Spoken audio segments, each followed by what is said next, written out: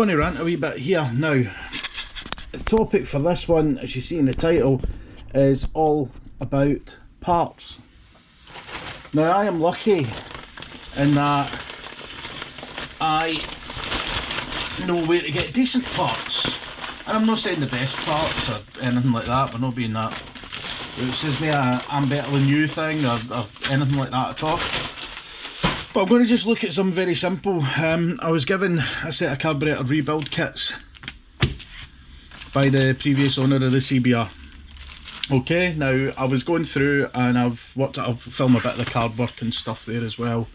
But I was going through it. This is what they came in. All 4 of them were in this tiny little plastic bag. Now, this for me is a bit telling, as it were, because I don't know, it's just a packaging thing. The parts are terrible. The actual quality of what was included in it is atrocious. And I'm going to compare some of them now. Now I'll pull these carburetors over. And I'm going to just take float balls off so I can see. Right, got them. Okay, that's cool. My driver went. Alright, let's glove up. Don't want to be stinking of fuel for the rest of the day. And when I opened them and I looked at them, there was a couple of things that were a bit of a telltale when I went. These have been like £10 for the full pack of 4 on eBay. Basically they're shite, they're absolutely atrocious. The quality of the parts is terrible. Now because I was bored, I just kind of test fitted them in here while I was waiting on the new ones coming. So I'll take the float ball off. Now these carbs actually weren't really very dirty. There was some kind of dust in the bottom of them, but nothing major. You know, it wasn't anything major. It was kind of still, I don't think that's what my problem was.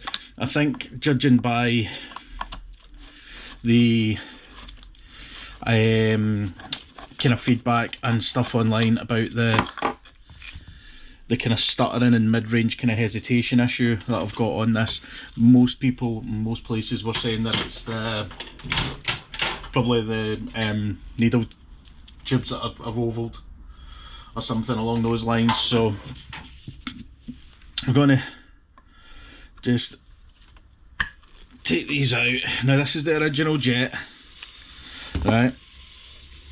So we have, I don't know if you'll be able to see that, but we have stamping, the numbers and stuff are stamped on there, okay, as you would expect with something of this nature.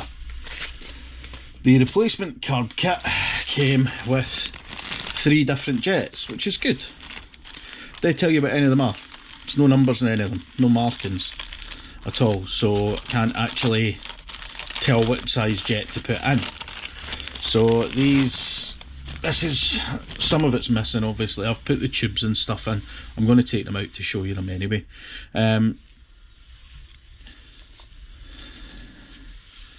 Original, and this is all the aftermarket pish. Now look at these float valves.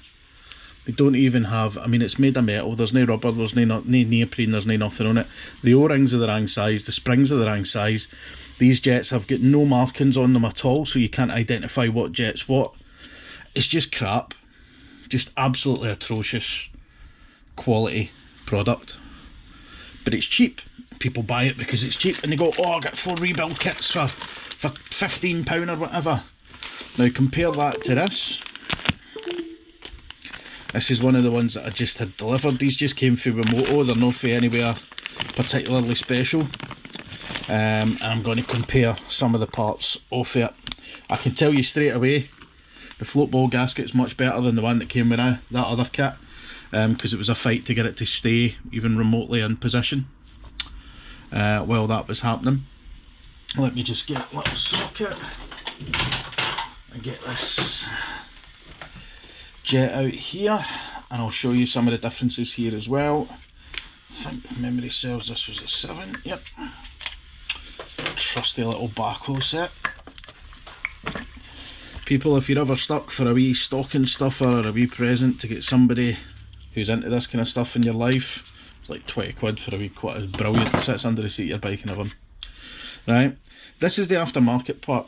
This is the original. I don't know if you can see the difference, but I can tell you straight away, the holes are different.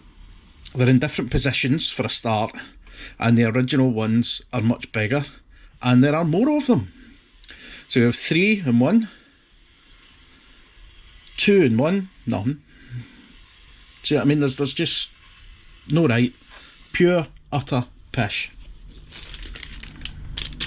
as we say in Scotland.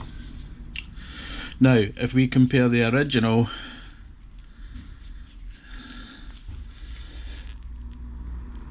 there's everyone's in the right place on that, and the original versus the refurb one, we've actually got more holes, but they're smaller, so I would imagine they probably let through the same amount of fuel.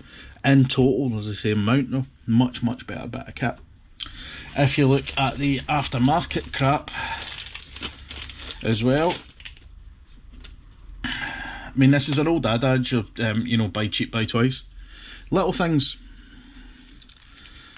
There's there's your mixture screw, right? There's a new one. Notice the difference? It's not even the right size.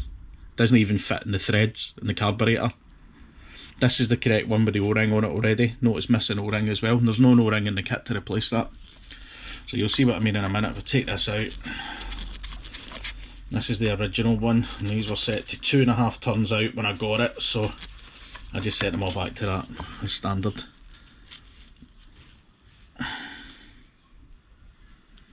Sorry, it was a wrong bloody bit. But yeah, that bit wasn't right either. It's my original. There we go. There's the mixture screw. Sorry, here's your mixture screw. Look at the difference between these. Let's lay them out in my hand so you can see. This isn't even in the right ballpark, man. It's the wrong thread, it's the wrong length, it's far too long, it's the wrong thickness. It's just not even remotely close. It's like somebody's went, oh, it's like, I kind of remember an old episode of Top Gear, it's like somebody explained what one of these were to a blind person over the phone, and then actually doing about it. You know, it's just ridiculous, man. Golden rule, well, especially when it comes to this stuff, buy cheap, buy twice, people. Standard issue rule for most things, and especially when it comes to parts. Good quality parts will save you time and money overall, whereas poor quality parts are exactly that, they are poor quality. There's a replacement with their original. This one's not too bad, this one's actually fairly close, but this new bit doesn't seem anywhere near thick enough.